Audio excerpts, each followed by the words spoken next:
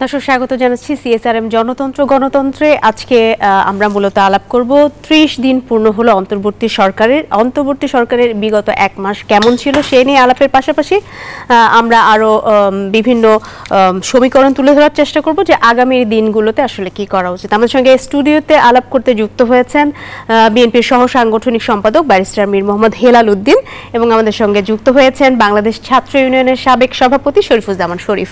আপনাদের দুজনকেই স্বাগত জানাচ্ছি। দেশ একটা ভিন্ন প্রেক্ষাপটের মধ্য দিয়ে একটি ছাত্র জনতার গণ অভ্যুত্থানের মধ্য দিয়ে অন্তর্বর্তীকালীন সরকার গঠন করেছে, যেই সরকারের আজকে রাত 12টার থেকে একটা নতুন এক মাস পরবর্তী একটা নতুন অধ্যায় শুরু হবে। এই বিগত এক মাস যদি মূল্যায়ন করেন কেমন গেল, সম্ভব অসম্ভব প্রত্যাশার চাপে অন্তর্বর্তীকালীন সরকারের সব মিলিয়ে কেমন ছিল বিগত এক মাস? ব্যারিস্টার মীর মোহাম্মদ হেলাল উদ্দিন, আপনার কাছে যদি শুরুতে আসি। আপনাকে ধন্যবাদ। নিউজ 24 এর সকল দর্শককেও শুভেচ্ছা জানাচ্ছি। আসলে যেই পরিস্থিতিতে বা যে প্রেক্ষাপটে এই অন্তর্বর্তীকালীন সরকার 8ই অগস্ট দায়িত্ব নিয়েছিলেন, সেটি বাংলাদেশের রাজনীতির জন্য এবং আমার মনে হয় এই উপমহাদেশের রাজনীতির জন্য একটা উল্লেখযোগ্য ঘটনা। কারণ এই অবস্থায় ধরেন আমরা পট পরিবর্তন দেখেছি, হয়তো একটা সরকার পদত্যাগ করেছে, তারপর আরেকটা সরকার এসছে অথবা নির্বাচনের মাধ্যমে, কিন্তু ক্ষমতায় থাকাকালীন সময়ে দেশ ত্যাগ করে পালিয়ে গিয়ে বা এই ধরনের প্রেক্ষাপট কিন্তু বাংলাদেশের ইতিহাসে তো হয়নি। আমার মনে হয় বাংলার ইতিহাসে প্রায় 880 বছর পরে, লক্ষচ্ছেদের পরে এই ঘটনা ঘটেছে। এবং যে পরিস্থিতিতে ঘটনা ঘটেছে এবং যে পরিস্থিতিতে এই ইন্টারিম গভর্নমেন্ট দায়িত্ব নিয়েছে, আমাদের Nobel laureate doctor Mohammad Yunus সাহেব সহ যারা উপদেষ্টা যারা আছেন, এটা খুব কঠিন একটা সময় এবং কঠিন একটা পরিস্থিতিতে ওনারা নিয়েছেন। এবং যে সময়টাতে নিয়েছেন তখন বাংলাদেশে আসলে আইন শৃঙ্খলা রক্ষাকারী বাহিনী বলে কিছুই ছিল না। তো ওই অবস্থা থেকে ওনাদের এক মাসের যাত্রা, আমি বলবো হয়তো যতটুকু প্রত্যাশা করেছিলাম অতটুকু না হলেও they have tried the level best. ওনারা চেষ্টা করছেন। আমি আশা করছি আগামী মাস, যে নতুন মাস আসছে, আস্তে আস্তে জিনিসগুলো একটা শেপে আসছে, হয়তো things will be better in the new months to come আর কি, ইনশাআল্লাহ। আমরা একটু শরীফুজ্জামান শরীফ আপনার কাছে আসতে চাই। সম্ভব অসম্ভব প্রত্যাশার বেশ চাপ ছিল অন্তর্বর্তীকালীন সরকারের উপর। তো বিগত এক মাস যদি আমরা ধরি, দ্রব্যমূল্য, আইন শৃঙ্খলা, চাঁদাবাজি, সামাজিক নিরাপত্তা, আইনের শাসন, মানবাধিকার, নির্বাচন ব্যবস্থার সংস্কার, রাজনৈতিক দলের সংস্কার, সব মিলিয়ে কেমন ছিল? আপনাকে ধন্যবাদ। দর্শক শ্রোতাদেরকে ধন্যবাদ, আমার সাথে আলোচকের শুভেচ্ছা। তিনি যথার্থই বলেছেন যে বাংলাদেশের স্বাধীনতার পর এই পর্যন্ত রাজনৈতিক সরকারের বাইরে 5টি সরকার ক্ষমতায় বসেছে। তার মধ্যে 4টা সরকার তত্ত্বাবধায়ক সরকার, আর এই একটা সরকার হচ্ছে অন্তর্বর্তীকালীন সরকার। এবং এবারের সরকারের গঠন হওয়ার পেছনের প্রেক্ষাপটটা ভিন্ন। অন্য যে 4টি সরকার যখন দায়িত্ব গ্রহণ করেছে, আর এই সরকারের দায়িত্ব গ্রহণটা একেবারে ভিন্নতা আছে। 1990 সাল থেকে আমাদের এখানে যে কেয়ারটেকার ব্যবস্থাটা চালু হয়, আমরা ওই 90-এর ওই আন্দোলনের একেবারে প্রান্তিক লেভেলের কর্মী ছিলাম। এত বড় ব্লাডশেডের ভেতর থেকে বাংলাদেশের ইতিহাসে কোনো সরকার তার দায়িত্ব গ্রহণ করতে হয়নি। বর্তমান যে অন্তর্বর্তীকালীন সরকার দায়িত্ব গ্রহণের সঙ্গে সঙ্গে প্রায় 1000 খানেক লাশ তার কাঁধের উপরে চাপিয়ে দিয়েছে আগের সরকার। সুতরাং গত 16 বছরে বাংলাদেশের রাজনীতিতে, বাংলাদেশের অর্থনীতিতে, এমনকি আমাদের সামাজিক জীবনেও অনেকগুলো ঘটনা উথাল পাতাল করে ফেলেছে। এরকমের একটা পরিস্থিতিতে দায়িত্ব গ্রহণ করার পরে একেবারে মাত্র 30টা দিন, এটি আমি কোনোভাবেই গণনা করতে রাজি নই। কারণ আমি মনে করি যে একজন মানুষ জন্মগ্রহণ করার পর তাকে অন্তত মায়ের দুধ খাওয়া অথবা তার কান্না করার জন্য যে সময়টা দরকার, সেই সময়টাও এই সরকারটা এখন পর্যন্ত পায়নি। এখন পর্যন্ত তাদের টিম ওয়ার্কটাও গড়ে ওঠেনি। সুতরাং তার কাছে আমার অনেক প্রত্যাশা, আমি সেটি বলবো না।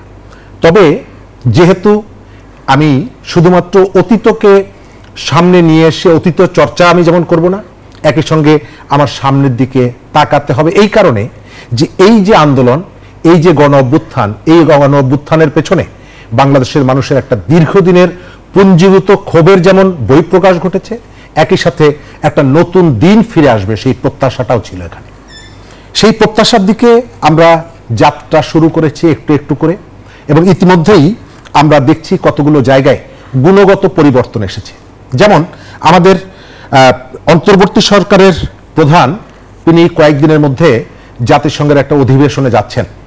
আজ থেকে আগের বছর, তার আগের বছর আপনি যদি দেখেন 200-250 মানুষকে সাথে নিয়ে এক ধরনের মিছিল নিয়ে রাষ্ট্রীয় অর্থ সম্পদ খরচ করে যেভাবে শোডাউন করার চেষ্টা করা হয়েছে, যেটা অরুচিকর ছিল, যেটা অপ্রয়োজনীয় ছিল এবং এক ধরনের বিলাসিতা ছিল, সেই জায়গাটায় আমরা দেখছি যে খুবই ছোট্ট একটা টিম 5-6 জন সদস্যকে নিয়ে সেখানে যাচ্ছেন। এইগুলো হচ্ছে গুণগত পরিবর্তন, এবং এর ভেতর থেকে এই সরকারটা কিভাবে চলতে চায় এটি যেমন আমরা দেখি, আবার একই সাথে আমি এই প্রত্যাশাটাও করতে চাই যে আমার এখানে যে প্রতিনিয়ত যে রক্তক্ষরণগুলো ঘটেছিল গত 15 বছরে, সেই ঘটনার যাতে পুনরাবৃত্তি না হয়। আমি মনে করি যে একদিনের মধ্যে, 7 দিনের মধ্যে এই সরকার আগের আমলের যে ক্ষতগুলো ছিল, যে রক্তক্ষরণগুলো ছিল, সেগুলো বন্ধ করে ফেলতে পারবে, আমি সেটি মনে করি না। তবে আমি একটা মেসেজ জানতে চাই। সেই মেসেজটা হচ্ছে যে সরকারের পক্ষ থেকে এই ধরনের ঘটনার যারা পুনরাবৃত্তি করার চেষ্টা করবে, অন্তত সরকারের পক্ষ থেকে একটা মেসেজ তাদেরকে দিতে হবে। আমি মনে করি না যে আমাদের এখানে আইন শৃঙ্খলার বাহিনীর একটা বড় রকমের বিপর্যয় ঘটে গেছে। আপনি জানেন আমাদের এখানে শৃঙ্খলার সবথেকে বড় কাজটি যাদের উপরে নির্ভর করে, পুলিশ বাহিনী, তাদের মধ্যে গত কয়েক মাসে কি হয়েছে আমরা মোটামুটি সবই জানি, এটা বলার দরকার নেই। তবে এর ভেতর থেকে সুযোগ সন্ধানীরা, এমনকি আমি মনে করি যে এই যে গণ অভ্যুত্থানের যে মূল স্পিরিট, সেখান থেকে সেটাকে ডাইভার্ট করার একটা চেষ্টা আছে। গত 2 দিন ধরে বিভিন্ন জায়গায় আমরা দেখছি যে ওই ইসের উপরে, মাজারগুলোর উপরে হামলা হচ্ছে। এই মাজারে হামলা করার তো আমার গণ অভ্যুত্থানের স্পিরিটের সঙ্গে যায় না। আমি বিভিন্ন জায়গায় শিক্ষা প্রতিষ্ঠানগুলোতে শিক্ষকদেরকে যেভাবে লাঞ্ছিত করছি, এই ঘটনা তো এর ভেতরে কেউ কেউ হয়তো দলান্ধ দলদাসের মতন আচরণ করেছে, কিন্তু আমি তো আইন হাতে তুলে নেব এই স্পিরিট তো আমার এই গণ অভ্যুত্থানের মধ্যে ছিল না। আমাদের এখানে যে সমস্ত তরুণরা জীবন দিয়েছে, মুগ্ধ থেকে শুরু করে আমরা অসংখ্য, আবু সাইদ থেকে শুরু করে অসংখ্য শহীদের কথা বলতে পারি, এদের কারো স্পিরিটের মধ্যে, এই আত্মদানের মধ্যে এই বিষয়গুলো ছিল না। সুতরাং এই কাজগুলো যারা করছে, তারা এই গণ অভ্যুত্থানের স্পিরিটকে যেমন ডাইভার্ট করতে চাচ্ছে, এটিকে প্রশ্নবিদ্ধ করতে যাচ্ছে, এবং মীমাংসিত অনেক বিষয়কে এখানে যুক্ত করে, জাতীয় সঙ্গীত সহ অনেক বিষয়কে যুক্ত করে এটিকে অন্য দিকে নিয়ে যেতে চাচ্ছে। যখন আমাদের প্রথম যে কাজটি করার কথা, আমাদের এই যে সরকারের একটা টিম ওয়ার্ক কিভাবে গড়ে উঠতে পারে, যারা আমাদের এই যে স্বপ্নগুলোকে এগিয়ে নিয়ে যেতে পারে, যখন সরকারের একটা বড় কাজ হচ্ছে এই গণ অভ্যুত্থানে যারা শহীদ হয়েছেন তাদের হত্যাকাণ্ডের বিচারের জন্য একটা পরিকল্পিত উদ্যোগ গ্রহণ করা, তখন আমাদেরকে আলোচনা করতে হচ্ছে জাতীয় সঙ্গীত থাকবে কি থাকবে না। আপনি একটু বলেন যে এই গণ অভ্যুত্থানে যে হত্যাকাণ্ড হয়েছে, সেই বিচারের প্রক্রিয়াটি আসলে কেমন হওয়া উচিত, এবং এ পর্যন্ত আইনি যে উদ্যোগগুলো নেওয়া হয়েছে, আটক থেকে শুরু করে মামলা পর্যন্ত, সেই বিষয়টাকে আসলে আপনি কিভাবে দেখছেন? আসলে দেখেন, যেটা উনিও বলেছে, আমিও বলি, যে পরিস্থিতিতে ওনারা দেশের দায়িত্বভার গ্রহণ করেছেন এবং যেই গণ অভ্যুত্থানের প্রেক্ষিতে ওনারা গ্রহণ করেছেন, ওই 1 মাসের ঘটনা মোরলেস সবাই আমরা জানি। তো ওখান থেকে এসে এত দ্রুত এইগুলো করাটাও খুব ওনাদের জন্য কঠিন কাজ। এখন যেটা স্পিরিট, যে এই টোটাল আন্দোলনের, আমি যেটা বলি 5ই আগস্টের যে ঐতিহাসিক ঘটনা ঘটেছে বাংলাদেশে, এই টোটাল ঘটনাটার স্পিরিট ছিল আমি না আমরা, মানে সকলে মিলেই একটা প্রচেষ্টা করে জিনিসটা এনেছিল।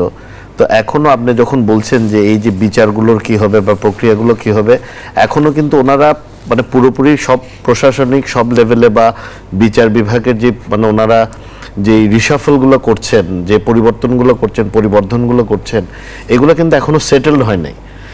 এবং পুলিশও কিন্তু এখনো, আমি যতটুকু জানি, বাংলাদেশে মানে ম্যাক্সিমাম থানায় কিন্তু এখনো নতুন অফিসার ইনচার্জ বা এরা এখনো দায়িত্বভার গ্রহণ করেন না। তার মানে হচ্ছে যতক্ষণ না পর্যন্ত আপনার সিভিল অ্যাডমিনিস্ট্রেশন টোটালি কন্ট্রোলে আসবে, কারণ এখনো তো বদলিগুলো হচ্ছে বা চিন্তা করছে, প্রশাসনিক রদবদলগুলো হচ্ছে, কাকে কোথায় দিচ্ছে, এর আগে খুব বেশি আশা করা যে কি হবে বা কি প্রক্রিয়া ওনারা আগাবে, এটা খুব কঠিন বলে আমার মনে হয়। তবে আমি একটা জিনিস মনে প্রাণে বিশ্বাস করি, যারা উপদেষ্টা আছেন বা যে প্রধান উপদেষ্টা সহ, they have the goodwill. আমার মনে হয় ওনাদের গুড ইন্টেনশনটা আছে, যে এখানে যারা শহীদ হয়েছে, যাদের আত্মাহুতি দিয়েছেন, যারা আত্মদান করেছেন, এই রক্তপাতের বিচার অবশ্যই ওনারা করবেন এবং স্বচ্ছতার মাধ্যমেই করবেন। এবং আমরা পুলিশ বিভাগকে সংস্কারের বিষয়টা যদি বলা হয় যে শুধু তাদেরকে কি শুধু সক্রিয় করাটাই শেষ, নাকি তাদেরকে একটা মোটিভেশন, সক্রিয় করাটা হলো, আন্তরিক করে তোলা? সক্রিয় করাটা হচ্ছে এখানে লাস্ট বিট। আমি যদি বলি যে পুলিশ বাহিনীকে প্রথমে তাদের মনস্তাত্ত্বিক একটা পরিবর্তনে তাদেরকে সাহায্য করতে হবে। তারা যে জনগণের সেবক, যারা যে জনগণের রক্ষক, এই জুরিসপ্রুডেন্সটা বা এই থিওরিটা ওনাদের মাথায় কোনোভাবে এটার জন্য ট্রেনিং যা করতে হয় এটা করতে হবে। বিকজ ওনাদের মাইন্ডসেটটাই হচ্ছে একটা রেজিমেন্টেড ফোর্সের মতো, ওনারা কিন্তু রেজিমেন্টেড ফোর্সেস না। সেকেন্ড কথা হচ্ছে সিভিলিয়ানদের জন্য পুলিশের হাতে লিথেল উইপেন দেওয়াটা, এটা আমি ব্যক্তিগতভাবে আমি মনে করি মানে মানুষের প্রাণ নিতে পারে এরকম কোনো অস্ত্র পুলিশের হাতে বা এই ধরনের বেসামরিক বাহিনীর হাতে, যারা আমাদের সিভিলিয়ানদের সাথে ডিল করবে, বাংলাদেশিদের সাথে ডিল করবে, এই জায়গায় ওনাদের একটা পরিবর্তনের চিন্তা করা দরকার। তবে সবচেয়ে মূল বক্তব্য হচ্ছে পুলিশকে শুধু সক্রিয় করলেই হবে না। আগে তাদের যে দলদাস বৃত্তি একটা মনোভাব ছিল, গণবিরোধী তাদের একটা আচরণ ছিল, এটা থেকে তাদের বেরিয়ে এসে জনগণের সেবক এবং জনগণকে সাহায্য সহযোগিতা করার একটা যে মন মানসিকতা, সেই মন মানসিকতায় তাদেরকে মোটিভেটেড করতে হবে, যাতে তারা দেশকে সার্ভ করতে পারে। এবং আমাদের যে তদন্তগুলো, এগুলো তো আর কোনো সামরিক বাহিনী করে দেবে না, এই মামলাগুলো তো আমাদের সিভিল লতেই হবে বা আমাদের দেশে প্রচলিত আইনেই হবে। এটা যদি হতে হয়, অবশ্যই আমাদের এখানে আমাদের পুলিশ বাহিনীকেই ট্রেন করে, ওনাদেরকে মোটিভেট করে, ওনাদেরকে একটা সেই এখন এই পুরো পুলিশ বাহিনীকে ঢেলে সাজানো এবং তাদেরকে সক্রিয় করে তোলার পাশাপাশি আন্তরিক করে তোলাটাই বড় চ্যালেঞ্জ। আমরা একটা বিরতিতে যেতে চাই, বিরতি থেকে ফিরে আমরা আরো আলাপ করব। 30 দিন পূর্ণ হলো অন্তর্বর্তী সরকারের। দর্শক, একটি বিরতি নিচ্ছে, আশা করছি সাথেই থাকবেন। দর্শক, বিরতির পরে সিএসআরএম গণতন্ত্রে আবারও আমন্ত্রণ জানাচ্ছি। আমরা আলাপ করছি 30 দিন পূর্ণ হলো অন্তর্বর্তী সরকারের এই ইস্যুতে। আমি প্রথমেই ব্যারিস্টার মীর মোহাম্মদ হেলাল উদ্দিন আপনার কাছে আসতে চাই। আমরা যদি অন্তর্বর্তী সরকারের বেশ কিছু উদ্যোগ আমরা গত এক মাসে দেখেছি, কোন উদ্যোগগুলোকে আপনার ভালো লেগেছে সবচেয়ে?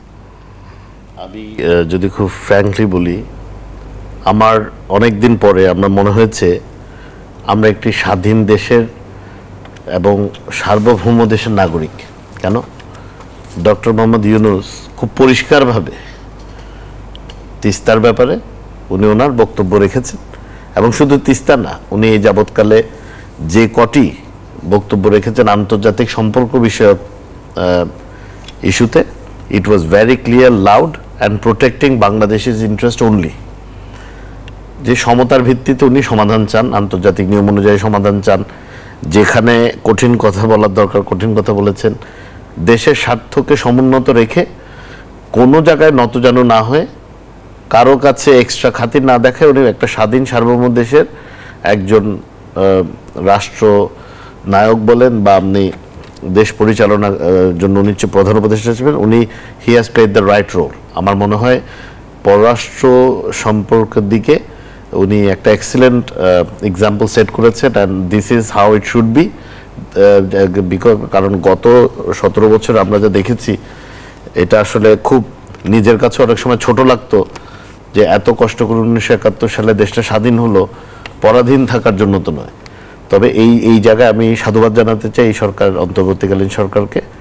ওনারা বহুদিন পর বাংলাদেশকে জাতি হিসেবে মাথা উঁচু করেছেন। ওনার আরেকটা জিনিস আমার খুব ভালো লেগেছে, যেটা উনি আমার শরীফ ভাই বলেছেন, যে এই যে বিরাট একটা এন্টোরাজ নিয়ে স্টেট ট্যুরগুলো হতো, মানে 250 জন 300 জন, কেউ কাউকে চিনেই না ওরকম। আমার মনে হয় এবার প্রধান উপদেষ্টা যেই সামিটটাতে যাচ্ছেন ইউনাইটেড নেশনসের, উনি সহ 7 জন, ভেরি স্মল টিম, এর মধ্যে একজন মনে হয় ছাত্র আছেন, এটা আমি জানি। তো this is something that should continue, যে অপ্রয়োজনীয় কোনো কিছু না করা। এবং আরেকটা স্টেপ, এটা হলো আমাদের দেশে যে বিচার বিভাগের যে চিফ জাস্টিসের নিয়োগ এবং এই কিছু কাজগুলো, এটা একটা গুড ইম্প্যাক্ট ফেলেছে। আমার মনে হয় যে সুপ্রিম কোর্টের যে যখন প্রধান বিচারপতি নিয়োগ করা হলো, বহুদিন পরে, মানে আমি নিজেও আইনজীবী, আমি অনেককে এটা আলাপ করতে শুনেছি যে এবার মনে হয় তাহলে কিছু বিচার বিভাগ একটি ইন্ডিপেন্ডেন্ট জুডিশিয়ারির দিকে যাবে। এটা আমার মনে হয় এই কয়টা জায়গায় আমার মনে হয়েছে যে দিস গভর্নমেন্ট, ইন্টারিম গভর্নমেন্ট, ওনারা খুব পরিষ্কার একটা রোল প্লে করেছেন এবং they have conveyed a very loud message. এটা এই দুটা জায়গা আমার খুব পছন্দ হয়েছে পার্সোনালি। শরীফুজ্জামান শরীফ, আপনার কাছে একটু আসি। মীর হেলাল উদ্দিন বলছিলেন যে অন্তর্বর্তীকালীন সরকারের পরিষ্কার বার্তা আছে যে তারা আসলে কি করতে চায়, সেক্ষেত্রে আন্তর্জাতিক ইস্যুর তিনি ইতিবাচকতা দেখেছেন। আপনার কাছে যদি বলি যে আপনার কোন উদ্যোগগুলো ভালো লেগেছে? মন্দলাগের বিষয়েও আমরা আসবো। প্রথম জায়গাটা হেলাল ভাই বলেছেন, আমিও এটার সাথে একমত, যে আমাদের আত্মমর্যাদার যে জায়গাটা, এই জায়গাটা আমাদের শাসকরা নষ্ট করে ফেলেছিলেন। এবং বিশেষ করে প্রতিবেশীদের সঙ্গে যে নতজানু নীতি এবং কখনো কখনো দাসত্ব সুলভ মনোবৃত্তি, এটা একটা ইন্ডিপেন্ডেন্ট কান্ট্রি হিসাবে আমাদের মর্যাদার জায়গাটা যথেষ্ট ক্ষুণ্ণ করেছিল। এই সময়কালে আমি একটা গুরুত্বপূর্ণ বিষয় দেখেছি, সেটি হচ্ছে যে আমাদের প্রবাসীদের আস্থা অর্জনের ক্ষেত্রে তারা কতগুলো উদ্যোগ নিচ্ছে। গত কয়েকদিন আগে মধ্যপ্রাচ্যের একটা দেশে বিক্ষোভের কারণে প্রায় 50 জনের মতো 57 জন মানুষ তারা দণ্ডিত হয়েছিলেন এবং চাকরি হারিয়েছিলেন। খুব দ্রুত সময়ের মধ্যে যখন আমাদের দূতাবাসগুলোর বিরুদ্ধে অসংখ্য অভিযোগ রাজনৈতিক সরকারের আমলে 15 বছরে, আমি অনেক জায়গায়, আজকে সকালবেলাও কানাডার এক ভদ্রলোক কথা বলছিলেন, তারা সেখানকার যে দূতাবাস ছিল বাংলাদেশের আছে, সেখানকার যে কর্মকর্তারা মানে আমাদের প্রবাসীদের সঙ্গে দাসের মতন আচরণ করত। সেই জায়গাটায় অন্তত মেসেজটা দেওয়া গেছে যে এই সরকার প্রবাসীদের যে অবদান, সেই অবদানকে স্বীকার করে, অনার করে এবং তাদের জন্য, প্রবাসীদের জন্য সরকার কিছু করতে চায়। এর বাইরে আর্থিক খাতের দুর্নীতি, এটিকে চিহ্নিত করার জন্য একটা উদ্যোগ ইতিমধ্যে নেওয়া হয়েছে ডক্টর দেবপ্রিয় ভট্টাচার্যের নেতৃত্বে। এটাও আমার কাছে ইতিবাচক মনে হয়। স্বল্প সময়ের মধ্যে এর বাইরে হয়তো আরো কতগুলো জায়গা নিয়ে বলা যাবে। একই সাথে আমাদের আবার কতগুলো জায়গাও আছে যে জায়গাগুলোতে আমি মনে করি যে একটু স্ববিরোধিতা আছে।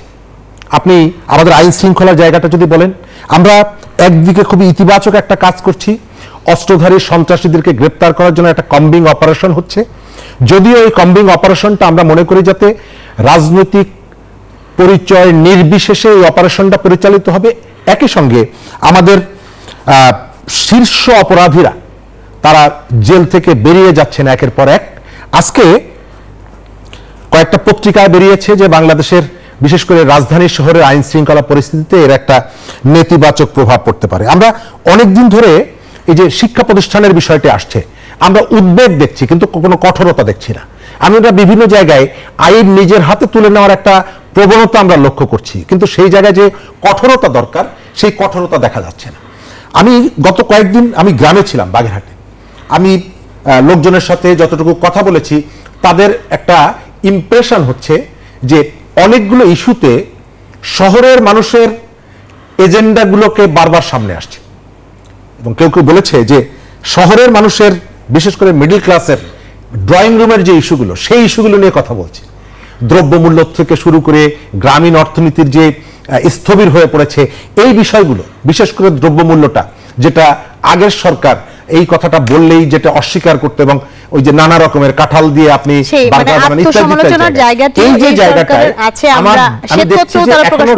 বিরতিতে যেতে চাই। বিরতির পরে আমরা আরো বিস্তারিত আলাপ করব। দর্শক, সিএসআরএম জনতন্ত্র গণতন্ত্রে আবারও একটি বিরতি নিচ্ছি, সাথেই থাকুন। সিএসআরএম জনতন্ত্র গণতন্ত্রে বিরতির পরে আবারও স্বাগত জানাচ্ছি। আমরা আলাপ করছিলাম 30 দিন পূর্ণ হলো অন্তর্বর্তী সরকারের।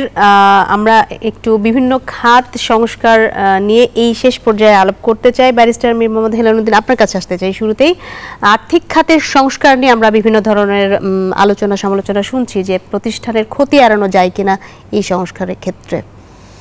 ধন্যবাদ আপনাকে প্রশ্ন করার জন্য। It's very important. দেখেন, আমরা যে কারণে ছাত্র জনতা বলেন, আমাদের পুরো বাংলাদেশিরা যে আন্দোলন করে, যে গণ অভ্যুত্থানের মাধ্যমে 5ই আগস্টের পরে একটি স্বাধীন বাংলাদেশ আমরা যেটা বলি, আমরা যাতে আমাদের ফ্রিডম অফ স্পিচ, আমাদের ফ্রিডম অফ এক্সপ্রেশনটা আমরা রাখতে পারি, আমরা যে জায়গায় এসেছি, এই প্রাতিষ্ঠানিক সংস্কার বলেন বা অর্থনৈতিক সেক্টরের সংস্কার যেন কারো ব্যক্তি আক্রোশের শিকার না হয়। এটা আমার বিষয়টা এভাবে আমি যদি বলি, দোষী ব্যক্তি থাকতেই পারে, ওনার অপরাধও থাকতে পারে, বাট ব্যক্তির অপরাধের জন্য যদি প্রতিষ্ঠানকে মানে ক্ষতিগ্রস্ত করা হয়, এই বুঝতে হবে এখানে টোটাল ইনভেস্টমেন্টটা কিন্তু বাংলাদেশের, আমাদের ট্যাক্স পেয়ারদের টাকা থেকেই বা আমাদের গচ্ছিত টাকা যেটা আমরা ব্যাংকে রেখেছি এটার মাধ্যমেই কিন্তু এই বড় বড় ইনভেস্টমেন্টগুলো হয়েছে। তো ইনভেস্টমেন্টগুলো যেন হুমকির মুখে না পড়ে, অর্থনৈতিক সেক্টর বলেন যেখানেই বলেন, এখানে যেন কোনো অরাজকতা না হয় যে ধরেন আগে এক গ্রুপ চালাচ্ছিল, হঠাৎ করে মানে বাইরের থেকে একটা লোক এসে বললো না এটা আমি নিয়ে নিলাম, এটা আমি চালাবো, এভাবে কিন্তু আসলে তখন হবে কি আবার ওই আগের মতোই মানুষজন বিরক্ত হবে যে তাহলে এই সরকারের আমলেও তো একই জিনিসই হচ্ছে। কারণ আপনি দেখেন প্রতিটি প্রতিষ্ঠানের সাথে কিন্তু বিরাট একটি জনগোষ্ঠী জড়িত থাকে, শ্রমিক হোক বা এটা থেকে বেনিফিশিয়ারি হোক, অনেক কিছু জড়িত। তো প্রতিষ্ঠানগুলো যেন যে কোনো ব্যক্তি আক্রোশ থেকে দূরে থাকে, আমি এটা আহ্বান করব আমাদের ইন্টারিম গভর্নমেন্টে যারা আছেন এই জায়গাতে যেন আমরা একটু কেয়ারফুল থাকি যে আমাদের কোনো রাগ বিরাগ বা অনুরাগের বশবর্তী হয়ে আমরা যেন এমন কোনো কিছু না করে যেখানে আমাদের দেশীয় প্রতিষ্ঠানগুলো কোনোভাবে ক্ষতিগ্রস্ত হয়। মালিকের দোষ থাকতেই পারে, মালিক অপরাধী হতেই পারে, প্রচলিত আইনে তার বিচার হবে, যথাযোগ্য সাজাও পাবে, কিন্তু প্রতিষ্ঠানগুলো যদি সেক্ষেত্রে ক্ষতিগ্রস্ত হয় বা লুটপাটের শিকার হয় বা কোনো ধরনের হয়রানির শিকার হয় তাহলে কিন্তু মালিকের যতটুকু ক্ষতি হবে তার চেয়ে বেশি বাংলাদেশের ক্ষতি হবে, বাংলাদেশিদের ক্ষতি হবে। জি, শরীফুজ্জামান শরীফ, এই একই ইস্যুতে আপনার কাছে আসতে চাই, আর্থিক খাতের সংস্কার নিয়ে আপনার মূল্যায়ন কি? ধন্যবাদ। আমি মনে করি যে অসংখ্য প্রতিষ্ঠান মিলেই একটা দেশ। আপনার সবথেকে চ্যালেঞ্জের জায়গাটা হচ্ছে আপনার ইকোনমি। আমি যেটা বলছিলাম যে গ্রাম এবং শহরের যে ইস্যুগুলো আছে, গ্রামের ইস্যুগুলোকে আপনাকে অ্যাড্রেস করতে হবে, গ্রামের মানুষের যে স্বার্থর যে বিষয়গুলো আছে অ্যাড্রেস করতে হবে। আপনি শহরে বসে সংবিধান নিয়ে আলোচনা করবেন, সঙ্গীত নিয়ে আলোচনা করবেন, এরকমের অনেক বিষয়ে আপনি কথা বলবেন, কিন্তু গ্রামের মানুষকে তার জীবন ঘনিষ্ঠ যে ইস্যুগুলো আছে, দ্রব্যমূল্য থেকে শুরু করে অফিসিয়াল যে দুর্নীতিগুলো, এই জায়গাগুলোকে অ্যাড্রেস যদি আপনি না করেন তাহলে আপনার এই যে সংস্কার এবং পরিবর্তনের যে আকাঙ্ক্ষা সেটি পূর্ণতা পাবে না। আপনার সেগুলোকে দেখতে হবে। আপনাকে ইকোনমির দিকে একেবারে খুব গভীর মনোযোগ দিয়ে এবং এটিকে বিশেষ গুরুত্ব দিয়ে দেখতে হবে। আমরা কয়েকদিন ধরে দেখছি নারায়ণগঞ্জে একটা টায়ার ফ্যাক্টরি, তার মালিক, তার সাথে ব্যবস্থাপনার যারা জড়িত যদি কোনো অপরাধ করে থাকে আপনি অবশ্যই তার বিচার করবেন। তারা যদি কোনো রকমের কোনো রাজনৈতিক প্রক্রিয়ার সাথে যুক্ত থেকে কোনো ধরনের বেআইনি কাজ করে থাকে অবশ্যই তার বিচার করবেন, কিন্তু সেই ফ্যাক্টরিতে যারা কাজ করতেন তাদের তো অপরাধ নেই। আমি একজন মানুষের কাজের ব্যবস্থা করতে যদি নাও পারি, আমি কোনোভাবেই হাজার হাজার মানুষকে বেকার করে দিতে পারি না। এই ধরনের বিষয়গুলো এলেই সঙ্গে সঙ্গে এটি প্রতিপক্ষের ষড়যন্ত্র বা চক্রান্ত এই কথা বলে সবকিছুকে আমরা উড়িয়ে দেওয়ার যে সংস্কৃতি, আমি আশা করব সেখান থেকে আমাদেরকে বেরিয়ে আসতে হবে। আমাদের এখানে ব্লেম গেম, সমস্ত ঘটনার জন্য দায় দায়িত্ব অন্যের উপরে চাপিয়ে দেওয়া। গত 15 বছর আওয়ামী লীগ সরকার তাদের কর্মকাণ্ড যত বলেছে, প্রত্যেকটা ব্যর্থতা যখন এসেছে তারা জামাত বিএনপি, এবং সকাল থেকে একাধিক মন্ত্রীর কাজ ছিল জামাত বিএনপির সমালোচনা করে দিন শুরু করা, মানুষ সেটিকে ভালোভাবে নেয়নি। আমাদের এখানে এই বিষয়টা আপনাকে খেয়াল রাখতে হবে। গত 20-22 দিন ধরে ন্যাশনাল টি কোম্পানি, তার যে শ্রমিকরা আছে, চা শ্রমিক, একজন চা শ্রমিক 150 টাকা বেতন পায় প্রতিদিন, তারা প্রায় 25 দিন কোনো বেতন পাচ্ছে না, এবং তারা গতকালকে মানববন্ধন করেছে। এখন আপনি যদি বলেন যে তোমরা অন্যের ষড়যন্ত্রে পা দিয়েছ অথবা কেউ তোমাদেরকে ব্যবহার করছে, নিশ্চয়ই এই মানুষগুলোর অধিকারকে আপনি অস্বীকার করবেন না। আপনার সীমাবদ্ধতা আছে জানি, নতুন দায়িত্ব গ্রহণ করেছেন, তাদেরকে ডেকে আপনি কথা বলবেন। আপনি কোনো দাবি ওঠার সঙ্গে সঙ্গে সেটিকে নাকচ করে দেওয়া না। আমি মনে করি যে এই সময়কালে আমাদের এই যে প্রতিষ্ঠানগুলো যেভাবে ঝুঁকির মুখে পড়ছে, ধর্মীয় প্রতিষ্ঠানগুলো ঝুঁকির মুখে পড়ছে, এই জায়গাটা গুরুত্বপূর্ণ, অবশ্যই গুরুত্বপূর্ণ। আমরা আর 1 মিনিট হাতে সময় আছে, আমরা একটু মীর হেলাল উদ্দিন আপনার কাছে আসতে চাই। ছোট করে 1 মিনিটে যদি আপনি কিছু যুক্ত করতে চান। শরীফুজ্জামান শরীফ বলছিলেন যে ব্যর্থতার দায়গুলো নিতে হবে বা সেগুলো আসলে পুনর্মূল্যায়নের কথা তিনি বলছিলেন। এক্স্যাক্টলি, উনি যেটা বলেছে আমি ওনার সাথে একমত। ব্লেম গেম না করে আমরা যদি নিজের দায়িত্বটা নেই এবং দায়িত্বটা স্বীকার করে নেই এটা উপদেষ্টা মণ্ডলীর একলার দায়িত্ব না বা কারো একলার দায়িত্ব না, এটা সম্মিলিতভাবে আমাদের দায়িত্ব, যাতে এই অন্তর্বর্তীকালীন সরকারের যেটা মূল লক্ষ্য রাষ্ট্র মেরামত করে একটি গণতান্ত্রিক ব্যবস্থায় নিয়ে যাওয়া বাংলাদেশকে, সেটাতে আমরা সকলে মিলে দলমত নির্বিশেষে সকলে মিলে ওনাদেরকে সহযোগিতা করা উচিত এবং ওনাদেরও যেখানে প্রয়োজন আমাদের সহযোগিতা চেয়ে নেওয়া উচিত, আমি এটা মনে করি। তাহলে ইনশাল্লাহ আমরা একটা অভীষ্ট লক্ষ্যে পৌঁছাতে পারবো, একটা বৈষম্যহীন গণতান্ত্রিক বাংলাদেশে আমরা আবার স্বাভাবিক গণতান্ত্রিক পরিবেশে আমরা ফেরত যেতে পারবো বলে আমি বিশ্বাস করি। আপনাদের দুজনকে অসংখ্য ধন্যবাদ। দর্শক, আমরা আলাপ করছিলাম অন্তর্বর্তীকালীন সরকারের বিগত 30 দিন কেমন গেল এবং সামনের দিনগুলোতে আসলে তাদের কি কি করা উচিত, কি কি তাদের অর্জন এবং কি কি আসলে সামনের দিনের করণীয়, সেগুলোই বলছিলেন আমাদের যারা আলোচক। তারা এতক্ষণ সাথে থাকার জন্য আপনাদেরকে অসংখ্য ধন্যবাদ। সিএসআরএম জনতন্ত্র গণতন্ত্রে।